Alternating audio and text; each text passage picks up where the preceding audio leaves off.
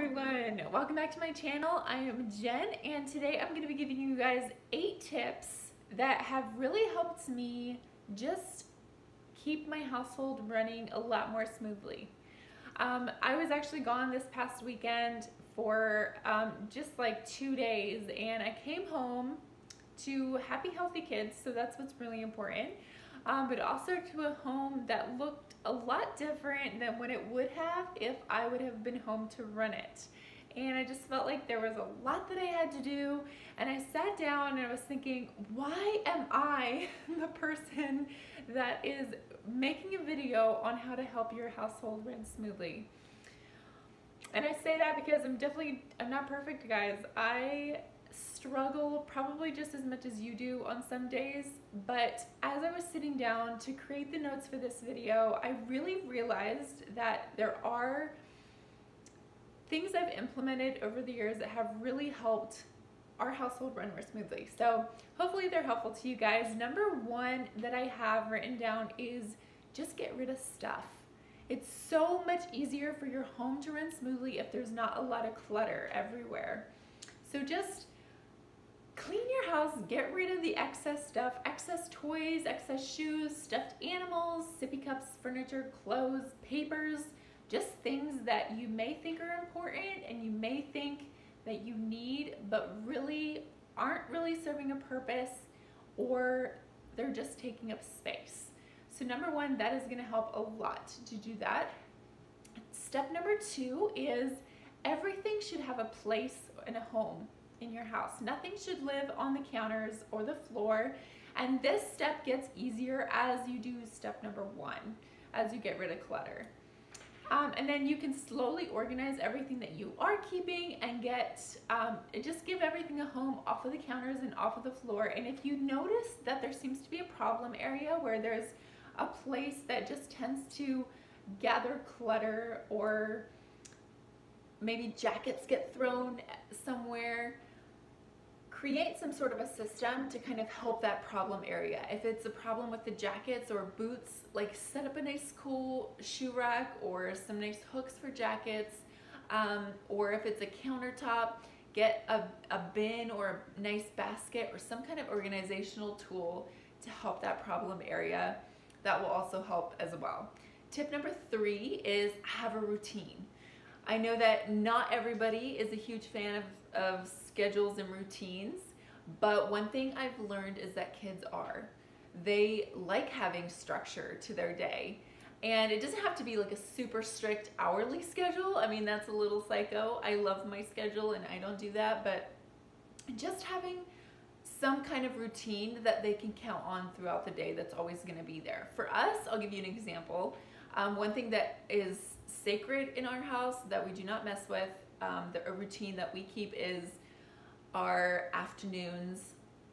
We have nap time, quiet time, mama time. So my daughter's 2, and she still takes a nap for like 2.5 hours in the afternoon. So I have my son set up in his room with some toys and a snack and some hot chocolate and some cars and some crafts. Like, he has tons of stuff up there, some Legos that he can have fun with and play with, but he has to stay in his room for a certain amount of time.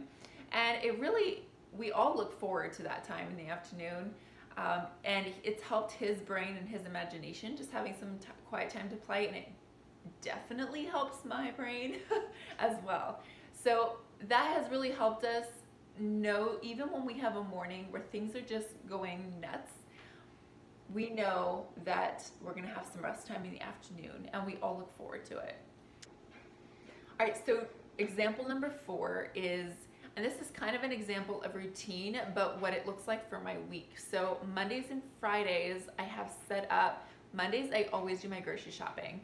I like walking into my week with full fridge of groceries. That's just how I like it. Some people like to do their shopping on Friday, so it's however you want to set it up. And then I used to do my laundry on Mondays as well, but I recently switched my cleaning and my laundry to Friday. And the reason I'm really, really liking that is it helps me feel like I can walk into my weekend and I feel done. I feel like I did what I needed to do for the week, and I'm not feeling like I need to clean and do laundry over the weekend, and I can truly rest, which has helped me. When you can rest on the weekend and actually relax, then you feel more prepared for your Monday. So that has helped me a lot. All right, example number 5 is have a running to-do list. So this has helped me so much to be less scatterbrained and more productive throughout the week. So as soon as I think of something that needs done, I will write it down immediately. I think our tendency is to just kind of try and remember, but that just creates brain clutter and it makes us less productive. So as soon as you think of something, write it down immediately. And it's also super rewarding to be able to cross things off your to-do list throughout the week. At least I really enjoy that. All right, tip number 6. Tip number 6 is to prepare the night before for the next day. This one has been super helpful for me.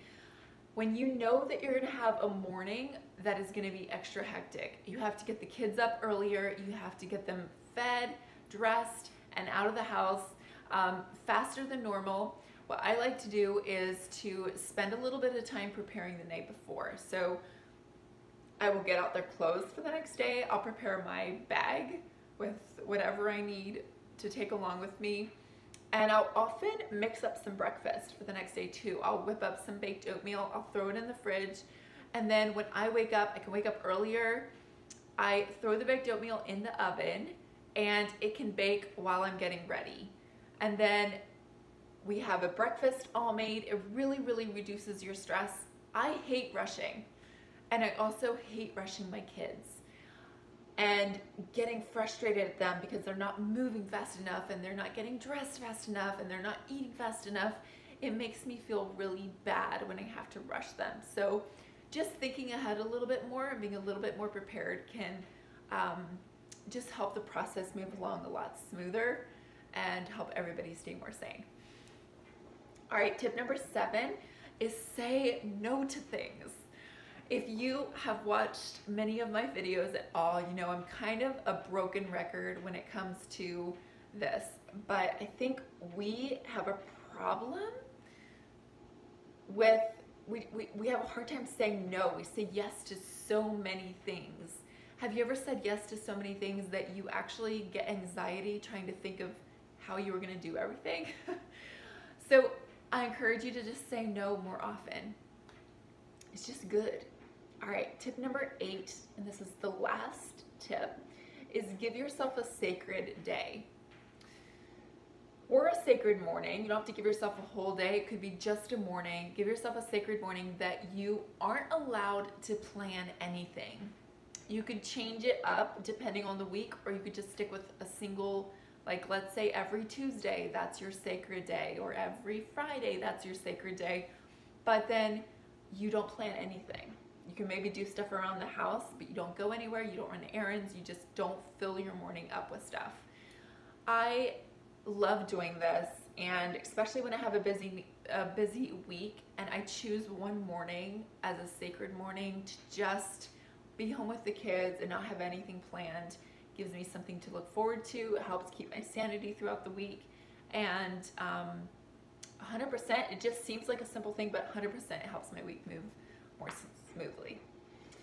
All right, guys, that was all the tips I have for today. Thank you so much for watching. I love hearing your guys' feedback, so please comment and let me know if there's maybe something you do that could help me be just help everything run smoother. What's your trick? Thank you guys.